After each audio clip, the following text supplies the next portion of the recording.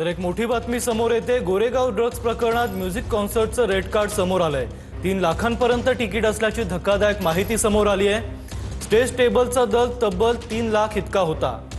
ही एक मोठी माहिती समोर आली आहे। तर व्हीआयपी टेबलचा दर 1 लाख ते 1.5 लाखांपर्यंत होता अशी माहिती समोर आली आहे। बॅकस्टेजचा दर 6,000 तर व्हीआयपी पास 2.5 ते 10 हजारांपर्यंतचा होता।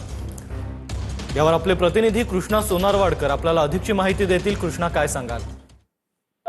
अभिलाष, आपण पाहतो की गोरेगावच्या नेस्कोच्या ज्या सभागृहामध्ये हा कॉन्सर्ट भरवण्यात आलेला होता तिथं हे दरपत्रक समोर आलेलं आहे। काही लोक जी त्या कॉन्सर्टमध्ये सहभागी झालेले होते त्यांनी जवळपास 3 लाखांपासून स्टेज टेबल बुकिंग करण्यापासून आपण पाहतो की दरपत्रक जर बघितलं तर 6,000 पर्यंत आणि 1,500 पर्यंतचे वेगवेगळे प्रवर्ग जे आहेत ते निश्चित करण्यात आलेले होते, ज्यामध्ये बॅकस्टेजचा फेज होता आणि आफ्टर पार्टी म्हणजे पार्टी झाल्यानंतर सुद्धा एक वेगळं तिकीट जे आहे ते सुद्धा आकारलं जात होतं आणि व्हीआयपी फेजसाठी 10 हजारापासून ते स्टेज टेबल पर्यंत जवळपास आपण पाहतो की 3 लाखापर्यंत हा दर जो आहे तो निश्चित करण्यात आलेला होता आणि एवढी महागडी तिकीट असून सुद्धा मोठ्या प्रमाणामध्ये या कॉन्सर्टला गर्दी झालेली होती। त्यामध्ये हा कॉन्सर्ट होता की रेव पार्टी होती हाही देखील प्रश्न जो आहे तो आता उपस्थित केला जातो आणि याच कॉन्सर्टमध्ये मद्यपानासोबतच मोठ्या प्रमाणामध्ये ड्रग्सचं सुद्धा सेवन झाल्याचं आता समोर आलेलं आहे। 2 तरुण आणि तरुणीचा मृत्यू झाल्यानंतर ही सगळी बाब उजेडात आलेली आहे। मात्र आता रेड कार्ड जर बघितलं तर 3 लाखांपासून ते 1,500 पर्यंतची वेगवेगळ्या प्रवर्गाचे तिकीट जे आहेत ते सध्या तरी समोर येताना पाहायला मिळतात। त्यामुळे पोलीस